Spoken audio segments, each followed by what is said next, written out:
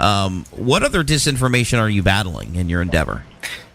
Well, I think the biggest one that we've got to tackle is there's been a lot of mind control on us about chemtrails and what they are. So once people start to notice the sky, that's usually your gateway into Organite. You notice the chemtrails and you want to solve the problem. The biggest piece of disinfo is the government is spraying us. And I'm having a hard time getting people past that one. I used to believe it too, but this is not a spraying particulate operation. It might look that way. And people tell me all the time, but that's what it looks like. Yeah, it does look that way. That's why they're able to tell us that's what it is.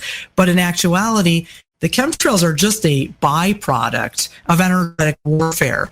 Everything in the sky it's mostly water vapor. It's not what you think it is. And if there's any toxins up there coming out with it, which I'm not saying there aren't, we just don't know for sure. They say it's certain heavy metals, but we really don't know any of that.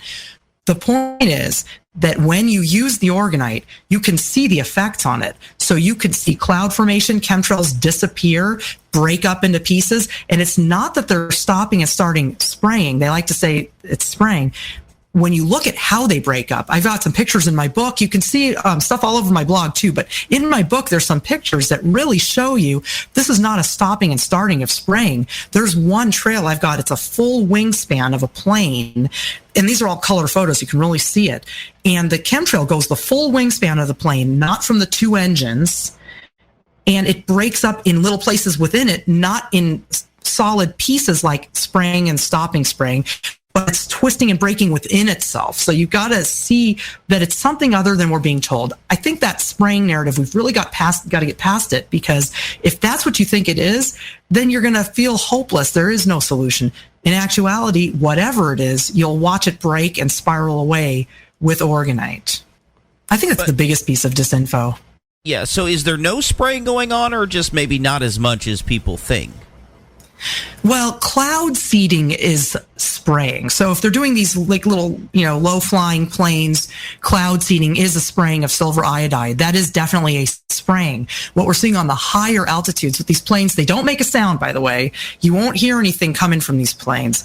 They're silent. They're holographic looking. If you zoom in on them and take pictures, you'll see anomalies like glowing parts, missing parts, strange things.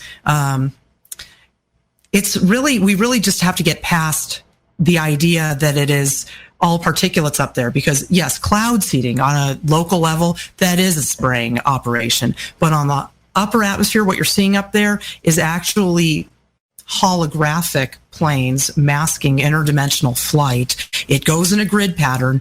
You can sometimes see things like a black or dark line in front of the plane. If people have noticed, I've had people ask me about that, and I've seen it and I photographed it. The dark line in front of the plane follows the line. What's that about? What's that line all about? You've got to start thinking there's something holographic going on there covering something up.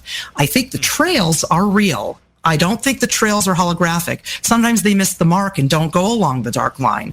That's when they start twisting and glitching out because they're being interfered with orgone energy.